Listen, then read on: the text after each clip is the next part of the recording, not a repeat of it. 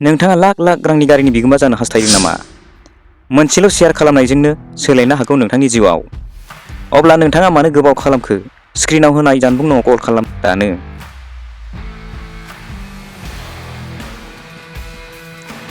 नोंथाङा जुदि मोनबा लटारि कुपन लायो अब्ला मोनसे लटारि कुपन फ्रि मोनगोन। अब्ला मानो गोबाव खालामनो? दानो सुलाद लादो नैबे जानबुं नङाव 7002454428। बे भिडिअखौ शेयार खालामनाया नोंथांनो 200 रांनि मोनसे जर'खा केशबेक होगोन।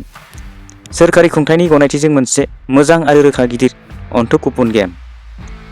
टिकेटनि बेसेना 100 रांल'।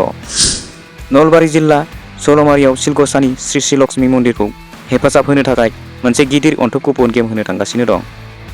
साननैसोनि उनावनो नोंथाङा गंसे बेसेन गोसा गारिनि बिगोमा जानो हायो। नोंथाङा बेखौ 100 राङावनो मोनगोन।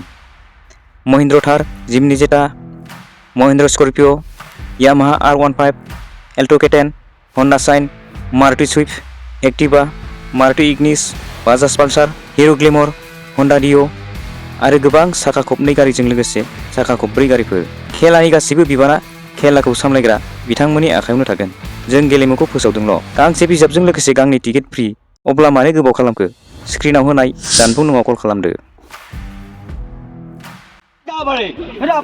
নহয় মন্দিৰৰ নামত 100 টকা এটা দিয়ক বুলি ধৰ সেইকাৰণে আমাৰ ভুজিয়া ভুজিয়া খিটেকা দুটা লৈ আহিছোঁ আৰু ই নহয় দে আকৌ ইয়াক ভাত দিয়া কইনা বুলি এইটো কৈ দিয়া বঢ়িয়াকৈ।